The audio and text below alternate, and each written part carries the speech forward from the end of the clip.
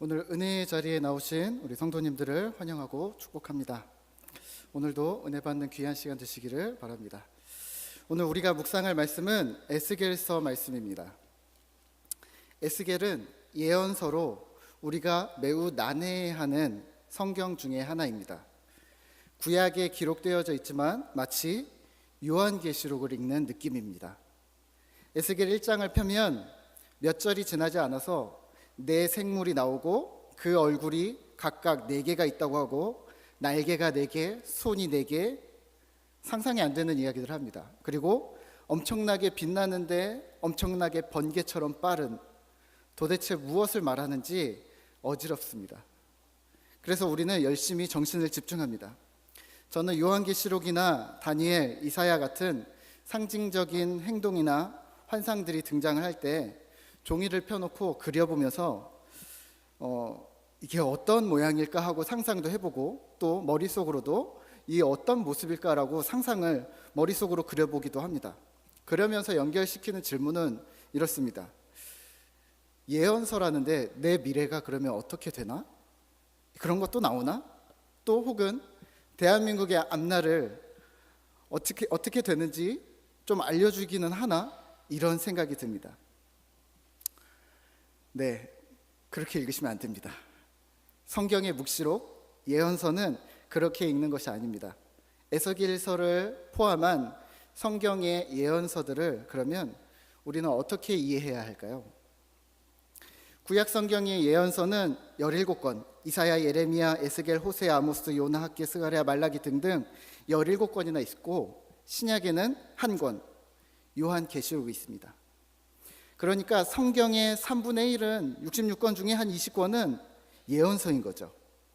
그래서 성경을 우리가 좀 난해하게 생각하실 수도 있고, 그 내용이 우리 시대의 미래를 점치거나 종말을 이야기한다고 오해하실 수도 있습니다만, 제가 정리해 드리겠습니다. 성경에 분류한 예언서라 함은 2018년 오늘을 살아가는 우리의 미래를 예언하는 것이 아닙니다.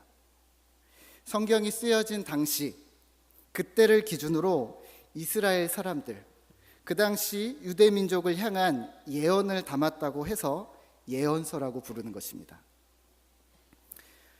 구약시대 이스라엘 사람들에게 에스겔의 선포는 미래의 예언이었습니다. 하지만 지금 저와 여러분에게는 이미 과거에 일어난 성경 역사라는 말입니다. 그 당시 이스라엘 사람들은 자신들이 어떻게 될지 몰랐지만 우리는 이미 성경을 읽어서 이들이 어떻게 됐는지 잘 알고 있는 거죠. 그래서 구약의 예언서의 결론은 같습니다. 이스라엘이 멸망할 것이다. 하나님을 배반한 이스라엘의 멸망, 그리고 값없이 예수 그리스도께서 오셔서 회복을 주신다. 다시 말하면, 한마디로 요약하면 이스라엘의 멸망과 회복을 예언합니다. 그래서 예언서라고 부르는 겁니다. 이 예언서가 오늘날 나의 미래를 가르쳐주지 않습니다. 그래서 우리가 당황합니다. 교회를 다니는데 이 학교를 가야 될지 저 학교를 가야 될지 성경이 안 나오는 거예요. 성경이 알려주지 않는 거예요. 전공을 수학으로 할지 영어를 할지 성경이 가르쳐주질 않는 거예요. 다 가르쳐준다고 그랬는데 성경을 아무리 읽어도 그 내용이 등장을 하지 않는 거예요. 하지만 당황하지 말으셔야 합니다. 신약의 요한계시록을 잠깐 생각해 보면 같은 맥락에서 보셔야 합니다. 하지만 조금 다릅니다. 요한계시록은 그 당시 로마의 압제하에 있었던 이스라엘을 향해 이스라엘의 마지막을 사도 요한이 예언했습니다. 로마와 압제자들이 멸망할 것이다. 그리고 압제를 받던 이스라엘은 회복될 것이고 너희는 천국으로 갈 것이다. 이게 요한계시록의 내용입니다. 근데 이게 어떻게 되냐면요, 이 이스라엘의 회복이 우리의 시대와 결부되어져서 한참 전에 로마는 멸망했지만 앞으로 예수님이 다시 오실 천국을 달려가는 신자들의 소망이 예수님이 다시 오심 세상 끝 천국 소망까지 이 신약의 성도들과 우리까지 포함해서 우리에게도 적용되는 부분이 일부 있는 것입니다. 그래서 현재를 살아가는 우리들에게도 요한계시록은 예언서입니다. 우리가 그 끝을 아직 보지는 못했기 때문입니다. 하지만 그렇다고 우리의 미래, 또 내일 내가 무엇을 할지, 무슨 일이 일어날지를 가르쳐 주지는 않습니다. 요한계시록은 하나님 나라를 설명하고 있지 한 개인과 한 집단의 어떤 미래를 점치는 책은 아닌 것입니다. 성경이 그렇게 활용되지는 않습니다. 또 하나, 오늘 우리가 에스겔서를 염두에 두면서 하나 염두에 두셔야 할 것은, 성경을 읽을 때 항상 성경 앞부분에 있는 기록 목적, 수신자, 중심 주제를 항상 살펴보고 읽으셔야 합니다. 배경까지 이해할 수 있다면 좋은데, 그렇다면 오늘 성경을 이해하는데 훨씬 더 유용하게 작용할 것이기 때문입니다. 오늘 에스겔서는 에스겔 선지자가 썼습니다. 사실 에스겔이 선지자가 아니라 제사장이었습니다. 제사장인데 선지자가 되었습니다. 이렇게 생각하시겠죠. 제사장이나 선지자나 똑같은 거 아닙니까? 아니요, 다릅니다. 어떻게 다르냐면 이렇습니다. 제사장은 이렇습니다. 우리가 얼마 전에 수요일에 레위기도 공부했고 또 출애굽기도 읽으셨죠? 제사장은 멋있고 좋은 최고급의 옷을 입고 보석이 박힌 정결한 모습으로 깨끗한 상태에서 제사를 집리하는 몸과 품이 있고 그런 번듯한 제사장의 모양새를 생각하시면 될 것 같습니다. 아무런 흠도 없는, 하나님 앞에 정결한, 누가 봐도 우와 할 만한, 그게 제사장입니다. 그러한 모양새에서 오늘 선지자라 함은 이런 겁니다. 세례 요한이나 요나, 호세아 같은 선지자들을 생각하시면 될 것 같습니다. 굶거나 변변치 않은 음식으로 끼니를 때우거나 털옷을 입거나 허름한 옷, 혹은 또 여기저기서 민망하게 소리를 질러야 하기도 하고, 사람이 많은데 다짜고짜 하나님의 심판이나 회복을 예언해야 할 수도 있습니다.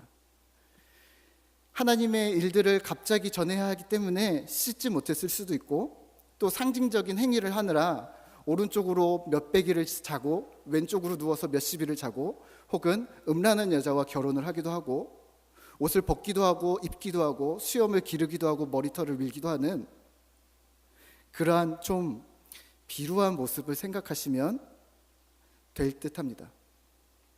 에스겔 제사장이 왜 에스겔 선지자가 되었을까요? 이 시대가 전쟁 시대였기 때문입니다. 앞길이 탄탄대로 뚫려 있었는데 갑자기 전쟁이 일어난 겁니다. 이스라엘의 역사를 조금만 더 이야기를 하고 말씀을 보도록 하겠습니다. 이스라엘이 다윗과 솔로몬 때 통일 왕국이었던 거 아시죠? 솔로몬이 죽으면서 나라가 분단됩니다. 우리 한국처럼 남한과 북한, 남유다와 북이스라엘로 이렇게 나누어집니다. 그리고 시간이 꽤 많이 흘러서 북이스라엘이 먼저 멸망을 합니다. 그리고 남유다가 남한이 위태위태한 상황입니다. 그리고 그 당시 최강대국이었던 바벨론의 느부갓네살 왕이 수차례 침공을 합니다. 그래서 1차 침공이 있었는데 거기서 다니엘과 세 친구들, 그리고 왕과 귀족들이 끌려갑니다. 그게 1차 침공입니다. 2차 침공이 있었는데요, 2차 침공에 들어와서는 오늘 1장에 등장하는, 에스겔서 1장에 등장하는 여호야긴이라는 왕을 또 잡아가고요, 그리고 유다에서 중심 역할을 하던 사람들 1만 명을 포로로 잡아갑니다. 제사장 가문이었던 에스겔도 25살에 바벨론으로 끌려갔고 거기서 대규모 건설 공사에 동원되었습니다. 제사장이었는데 포로로 끌려가서 나무를 자르고 돌을 나르고 하는 일들을 포로 생활을 했다는 겁니다. 그걸 5년을 했습니다. 이 포로 생활 중에 에스겔이 무엇을 할 수 있었을까요? 5년이 지난 에스겔에게 하나님의 말씀이 임하고 포로 신분이면서 선지자로 활동했던 것입니다. 여기서 질문 하나 할까요? 이스라엘 나라가 결국에는 망했을까요? 안 망했을까요? 망했습니다. 이스라엘 나라가, 그러니까 남유다가 패망하는 모습을, 나라가 망하는 모습을 에스겔은, 이스라엘 나라가 패망하는 모습을 에스겔은 바벨론 땅에서 본 겁니다. 나라가 바벨론 느부갓네살 왕이 침공해서 멸망시키는 장면을 에스겔은 바벨론 땅에서 포로 생활을 하면서 내 나라가 망하는 걸 본 겁니다. 동시에요, 같은 시각에 다니엘은 어디 있었을까요? 바벨론의 왕궁에 있었습니다. 왕궁에서 이스라엘이 망하는 걸 봅니다. 이 이스라엘에는 누가 있었을까요? 예레미야가 있었습니다. 예레미야는 내 눈앞에서 내 나라가 망하는 걸 그 자리에서 봅니다. 이거를 동시에 생각을 하시면서 오늘 성경을 읽으셔야 합니다. 이 세 사람이 만났을까요? 만난 적이 있을까요? 만난 적은 없을 것 같습니다. 그런데 서로 모르진 않았을 것 같습니다. 어디가 제일 비참했을까요? 당연히 망한 나라 앞에 있는 예레미야 선지자가 가장 비참했겠죠. 그래서 우리가 잘 알고 있는 예레미야는 눈물의 선지자, 엄청나게 웁니다. 왜 울었을까요? 내 나라가 망하는 걸 내 눈으로 지금 보고 있기 때문에. 에스겔은요, 그거보다는 좀 덜하겠지만 포로 생활 중인 겁니다. 그나마 제일 좀 번듯하고 멋있게 나라가 망하는 걸 본 사람은 누굴까요? 다니엘입니다. 왕이 주는 진미와 먹을 것들을 포도주를 마시지 않기로 결심하면서 신앙을 지켜냅니다. 하지만 마음이 많이 무너졌을 것입니다. 이렇게 입체적으로 기억하시면서 성경을 읽으셔야 하는데요, 에스겔서 전체는 48장으로 되어져 있습니다. 1장에서 32장까지는 이런 내용이 나옵니다. 너희 패역한 이스라엘아, 돌이키라, 돌아와라, 하나님께로 돌아와라. 그리하지 않으면 너희가 망하리라. 이스라엘 백성아, 이스라엘 족수가 너희가 어찌하여 죽고자 하느냐. 모든 죄악을 버리고 마음과 영을 새롭게 할지어다. 32장까지의 말씀입니다. 이 메시지가 반복됩니다. 근데 33장부터는 메시지가 바뀝니다. 이렇습니다. 내가 그들과 화평의 언약을 맺고 악한 짐승을 막아주겠다.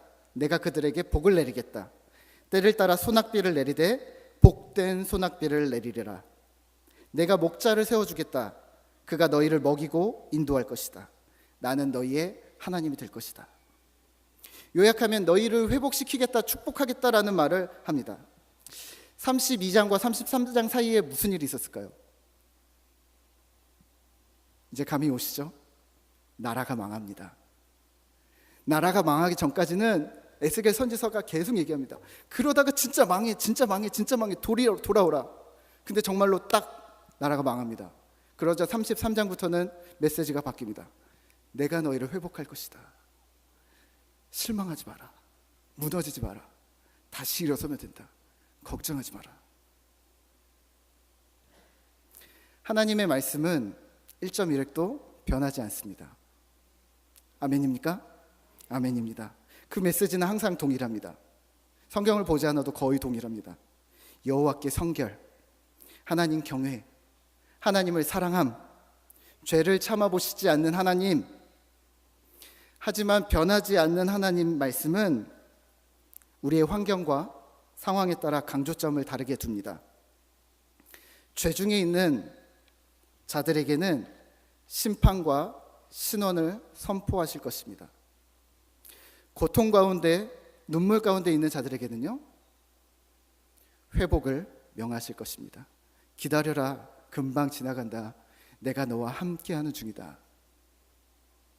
오늘 우리는 이 자리에 나오신 성도님들은 어느 곳에 서 계십니까?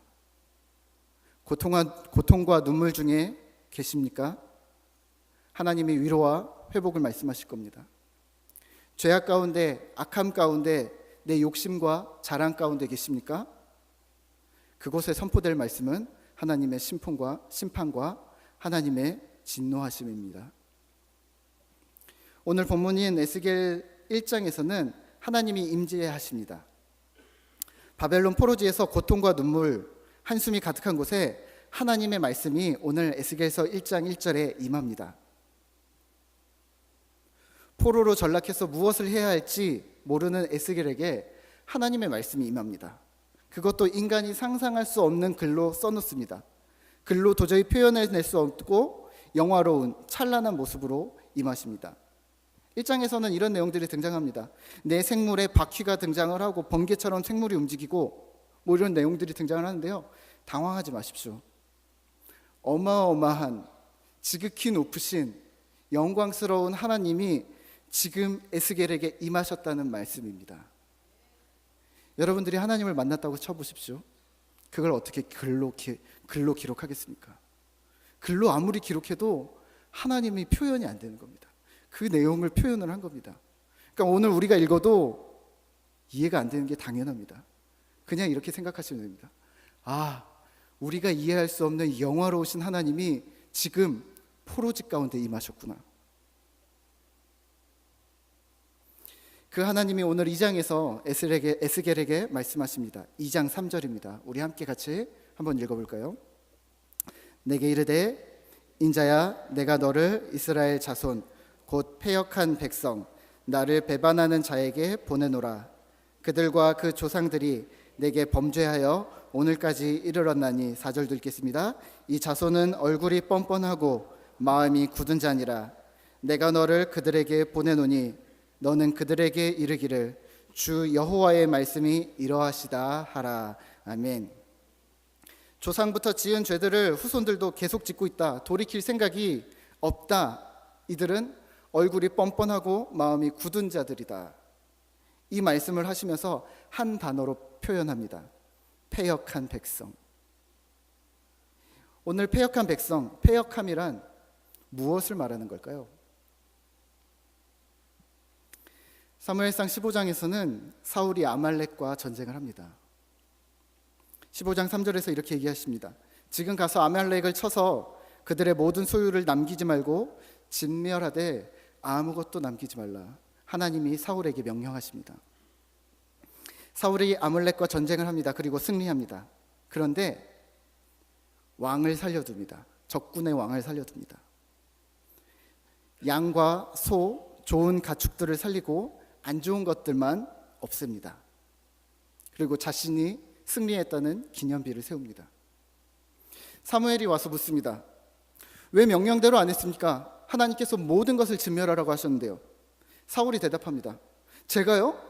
저는 하나님의 명령을 수행했습니다.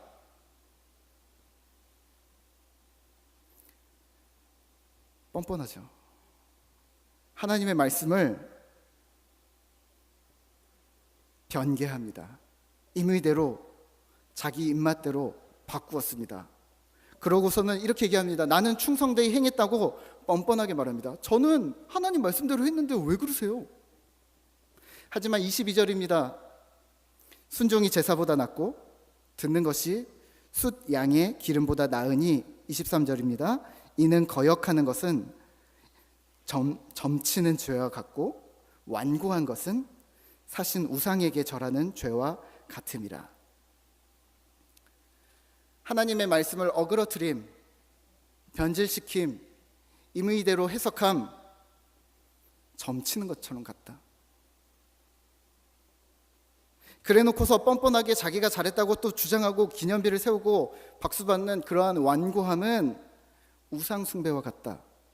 그런 죄와 다 똑같다 라고 오늘 사무엘이 사울에게 대놓고 이야기하고 있습니다. 질문 하나 할까요? 오늘 우리는 어떤 백성입니까? 혹여 나는 하나님 앞에 패역한 백성은 아닐까요? 오늘 우리가 주목할 부분은 5절과 7절입니다. 5절을 함께 읽겠습니다. 2장 5절입니다. 그들은 패역한 족속이라. 그들이 듣든지 아니 듣든지 그들 가운데 선지자가 있음을 알지니라. 7절도 함께 읽겠습니다. 그들은 심히 패역한 자라. 그들이 듣든지 아니 듣든지 너는 내 말로 고할지어다. 아멘. 패역한 백성, 하나님을 배반하는 자들에게 오늘 하나님은 에스겔을 보내십니다. 네가 가야겠다.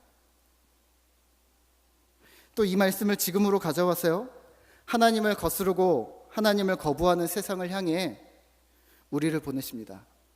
가서 제자 삼으라. 빛과 소금이 되어라. 하나님의 명령은 이렇습니다.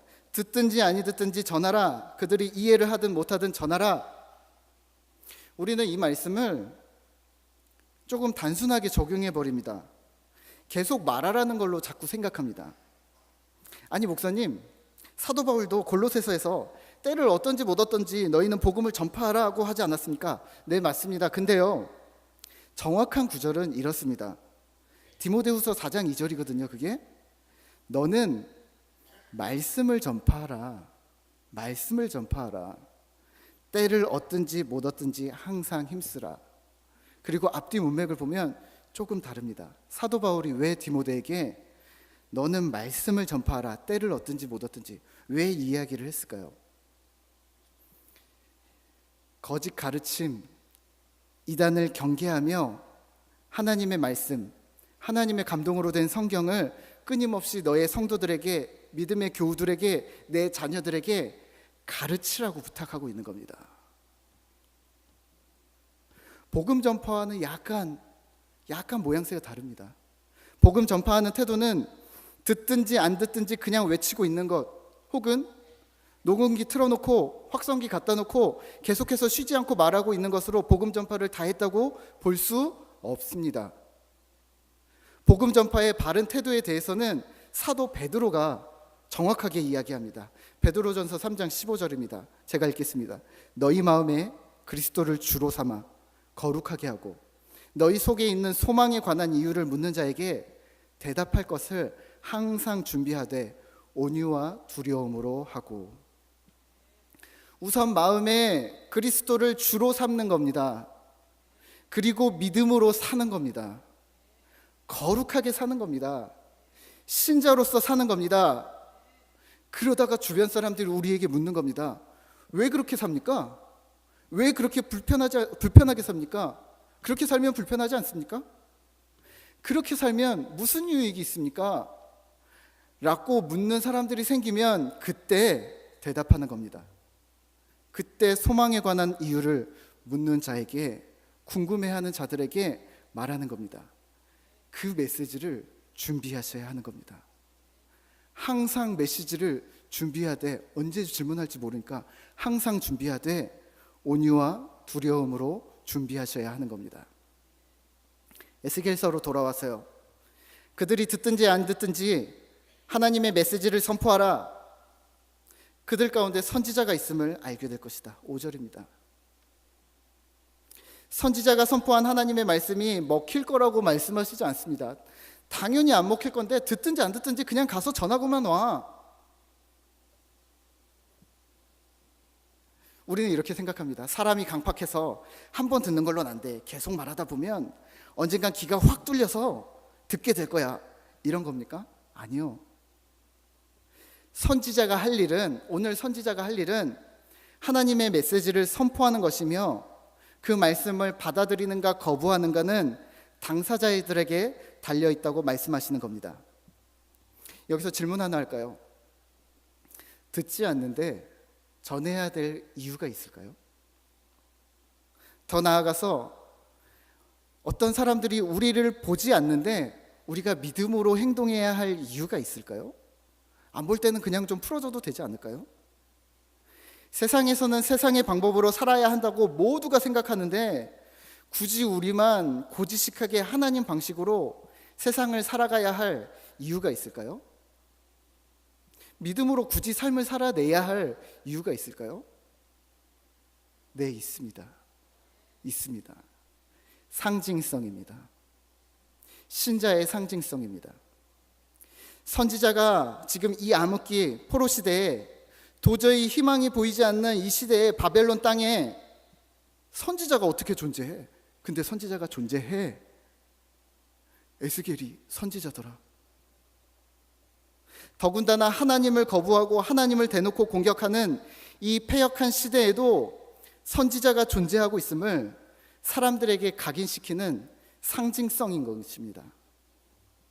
오늘날도 마찬가지입니다. 물질 만능주의와 포스트 모던 시대를 살아가는 내가 중심인 이 시대의 사람들에게 이런 시대에도 하나님이 살아계시고 진실한 신자가 무모하게 믿음으로 살아내는 믿음의 사람들이 아직도 있음을 천명하는 것입니다. 그들이 우리로 다 들어오지 않아도 됩니다. 그냥 우리가 하나님의 백성임을 우리가 보여주는 겁니다. 이 시대의 풍조와 상관없이 세상이 듣든지 아니 듣든지 신앙을 지키며 믿음으로 살아내는 충직한 성도들이 여전히 아직도 이 땅의 존재함을 밝히는 일을 우리가 해야 하는 것입니다. 이게 왜 중요할까요? 보이지 않는 추상적인 하나님을 이 땅에 드러내는 방법이기 때문입니다. 추상적인 개념의 교회, 건물이 아닌 신자 각자가 그리스도께서 세우신 교회라는 것을 가시적으로 이 땅에 보여줄 수 있는 유일한 방법이기 때문입니다. 다시 말하면 우리를 보고 세상이 하나님을 유추해 나갈 수 있게 하는 겁니다. 나를 보고 직장 동료들이 하나님의 사랑이 무엇인지, 예수 그리스도라는 분이 어떤 분인지 구체적으로 발견하게 만드는 겁니다. 나를 보고, 신자된 나를 보고 우리의 아이들이, 우리 교회 성도들이 예수님이 누구신지 조금 더 구체적으로 경험하게 되는 겁니다. 그게 상징성인 겁니다. 열왕기상 18장에서 엘리야가 바알의 선지자들과 850명과 싸워서 이겼습니다. 그런데 되려 아합과 이세벨이 죽이려고 쫓아옵니다. 엘리야가 도망을 다니다가 하나님께 이렇게 부르짖습니다. 하나님, 다 죽고 나만 남았습니다. 하나님이 말씀하십니다. 내가 이스라엘 가운데 7,000명을 남기리니 다 바알에게 무릎 꿇지 아니하고 다 바알에게 입맞추지 아니한 자니라. 거꾸로 한번 생각해 볼까요? 이세벨은 왜 엘리야를 죽이려고 했을까요? 바알 선지자 850명을 다 죽여서? 자존심이 상해서? 네, 그렇기도 할 겁니다. 또 다른 이유는요? 상징성입니다. 바알에게 무릎 꿇지 않은 7,000명이 있으니까 하나님이 말씀하셨겠죠. 7,000명이 각각 숨어 있는데 엘리야처럼 숨어 있었을 겁니다. 믿음을 지키면서 이러고 있었을 겁니다. 하나님, 저만 남았습니다. 어떡합니까? 그런 사람들이 7,000명이 각자가 다 혼자인 줄 알고 있었을 겁니다. 이러고 있었을 겁니다. 정말 힘이 듭니다. 하나님, 나 홀로 어떻게 합니까? 그런데 어느 날 소문이 들립니다. 엘리야라는 사람이 등장합니다. 그가 바알 선지자 850명을 이겼다는 소식을 듣습니다. 아합과 이세벨의 칼날에 담대히 맞서고 있다는 소식을 듣습니다. 흩어져서 고독하게 믿음을 지켜내고 있었던 7,000명 각각의 마음이 어땠을까요? 네, 그들에게 힘이 되었을 겁니다. 나 혼자가 아니었어. 엘리야를 만나야겠어. 엘리야라는 한 명의 선지자, 하나님이 살아계심을 보여주는 한 명의 사역자가 지니는 상징성으로 인해 격려가 되었을 것이고, 계속해서 바알에게 무릎 꿇지 않을 수 있는 원동력이 되었을 겁니다. 엘리야 선지자가 저렇게 하는데 나는 더 열심히 해야겠다. 더 나아가서 이미 바알에게 굴복한 수많은 신자들이 있었을 겁니다. 이스라엘 백성들 대부분이 바알에게 굴복했습니다. 그 수많은 신자들에게 바알에게 무릎 꿇는 것이 죄인지 알려주었을 겁니다. 또 바알에 무릎 꿇는 것이 죄인지조차 몰랐던 무지한 백성들에게는 엘리야라는 인물 뒤에 계시는 하나님을, 그분을 보았고 죄에 대한 도전을 받았을 것입니다. 내가 이스라엘 백성인데, 하나님의 선민인데 이대로 살아도 되는가? 오늘 우리는 어떻습니까? 나를 보며 우리의 이웃들이, 직장 동료들이, 내 가족들이 예수님이 기억난다고 말합니까? 아니면 여전히 나는 신자인 것을 숨기느라 급급합니까? 하나님 나라 빛의 상징이라는 사명을 포기하지 마십시오. 그것은 영광입니다. 교회는 하나님 나라의 상징입니다. 신자는 예수님의 상징입니다. 다시 말하면 교회를 보면서 성도들이 세상이 천국을 경험할 수 있어야 합니다. 신자를 보면서 세상 사람들이 예수님이 기억나게 만들어야 합니다. 그러면 우리가 그걸 어떻게 할까요? 무엇을 해야 신자가 지니는 상징을 유지해낼 수 있을까요? 밥 먹을 때 기도하는 거? 직장 회식 자리 가서 꼭 찬송가 부르는 거? 일과 시간에 사무실에 앉아서 일하지 않고 큐티하고 성경 읽고? 그걸로 하나님의 나라 빛의 표징이 되지 않습니다. 생각을 바꾸셔야 합니다. 제가 군대에서 중대 군종을 했습니다. 중대 군종이 뭐냐면 평일에는 일반 사병들과 똑같이 훈련을 받는데 작업하고 일 다 끝나고 다들 쉬는 시간에 부대에 있는 군인들 데리고 교회로 데려가는 그런 작업 반장 같은 겁니다. 그래서 1년에 한 번씩 수련회를 시켜줘서 참석을 했었는데 강사로 오신 목사님이 그러시는 거예요. 너 이 군종병이지? 예수님 부대에 가서 예수님 전하고 싶지? 예수님의 능력을 드러내고 싶지? 그러면 기상시간 6시인데 5분 일찍 일어나. 깨우기 전에 일어나. 작업 끝나고 쉬는 시간에 가장 마지막까지 정리하고 들어가. 먼저 들어가지 마. 작업이나 대민 지원, 남들이 하기 싫다고 하는 일 차출할 때 가장 먼저 손들어서 지원해. 굳은 일을 먼저 해. 그러면 너를 통해서 복음이 흘러갈 거야. 제가 속으로 이랬습니다. 아니, 저도 전도 많이 했거든요. 아니, 복음 메시지를 전해야지. 그걸로 복음이 흘러가? 예수님을 어떻게 알아? 근데 그 목사님이 마음을 꿰뚫어 본 듯이 말씀을 이으셨습니다. 네가 예수 믿는 거 이미 부대원들이 다 알잖아. 왜냐하면 여기 명찰이 있거든요. 명찰 붙어 있잖아. 다 보고 얘 예수 믿네 다 알거든. 그러니까 네가 할 일은 움직이는 거야.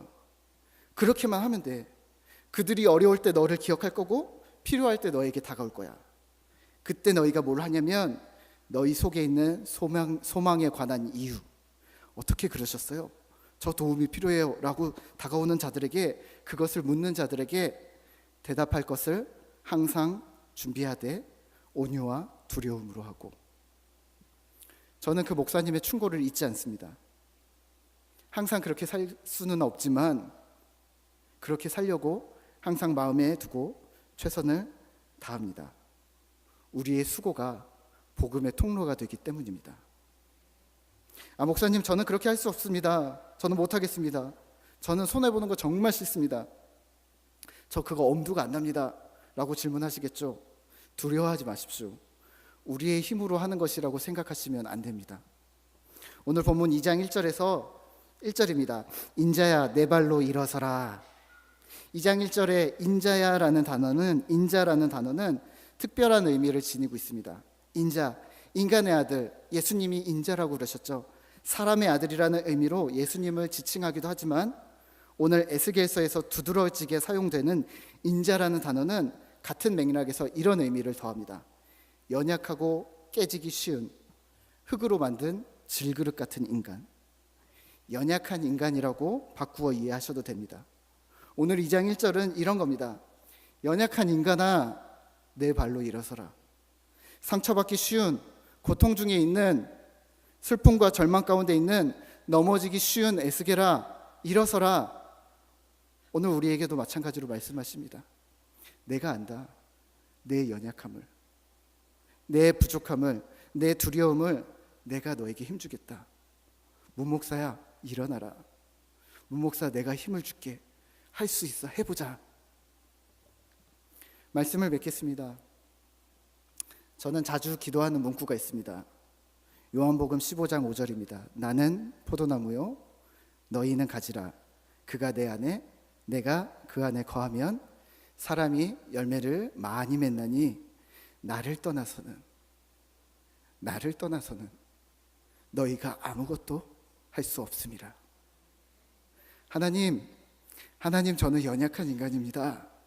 깨지기 쉬운 인간입니다. 능력이 없는 인간입니다. 주님께서 힘주시지 않으면 저는 아무것도 할 수 없습니다. 이 땅에서 주님 나라의 상징이 되는 것도, 예수님처럼 빛이 되는 것도 한낱 인간의 힘으로 할 수 없습니다. 주님 도와주십시오. 이런 고백이 오늘 헌신 예배를 드리는 우리 사라 여전도회와 또 우리 제주 영락교회 가운데 이러한 고백이 가득하기를 기도합니다. 우리 함께 같이 잠깐 기도하도록 하겠습니다. 하나님 감사합니다. 오늘 주님께서 우리들에게 에스겔에게 말씀하셨던 것처럼 인자야, 연약한 자들아 내가 힘을 주겠다고 주님 말씀하십니다. 우리가 하나님의 손과 발이 되어져서 하나님의 영광을 드러내는 자들이 되도록 주님 도와주시옵소서. 하나님의 손과 발이 되어져서 하나님의 사랑을, 복음의 능력을 이 땅 가운데, 이 험악한 세상 가운데 드러내고 밝히 비추는 그러한 상징을 하는 우리가 되어질 수 있도록 주님 도와주시옵소서. 우리의 힘과 능력으로는 부족하오니 주님 우리에게 힘과 능력을 더하시고 우리에게 능력을 더하여 주시옵소서. 주께서 함께 하심을 믿사오며 예수님의 이름으로 기도합니다. 아멘.